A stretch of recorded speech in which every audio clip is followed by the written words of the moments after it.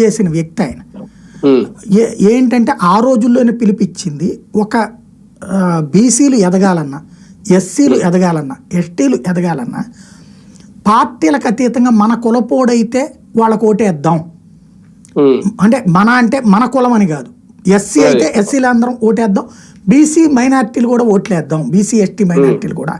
ఇట్లాగే BC SC ఎస్టీలు ప్రజాప్రతినిధులుగా ఎదగాలంటే మన ఈ 4 వర్గాల్లో ఎవరైనా సరే, బీసీ అయినా, ఎస్సీ అయినా, ఎస్టీ అయినా, మైనార్టీ అయినా, ఈ నలుగురిలో ఎవరున్నా సరే వాళ్ళని ఎంపిక చేసుకోవాలి.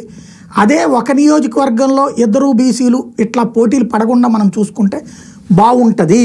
ఇది ఆయన. ఎందుకంటే రిజర్వేషన్లో ఎస్సీలకు ఉన్నాయి, ఎస్టీలకు ఉన్నాయి, మైనార్టీలకు ఉండదు, బీసీలకు ఉండదు.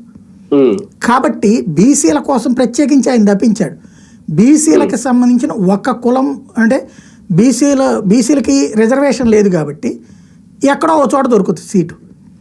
అక్కడున్న ఒక బీసీని దెబ్బ కొట్టడానికి ఇంకొక బీసీని పెడితే మనం అక్కడ జాగ్రత్తగా ఉండాలి, బీసీలుగా మోసపోవద్దు.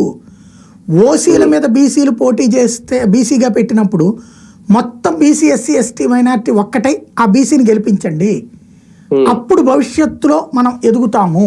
ఇది ఆయన ఆనాడిచ్చినటువంటి పిలుపు. ఇవాళ రోజున మనందరి కళ్ళెదురుగుండా కనబడేది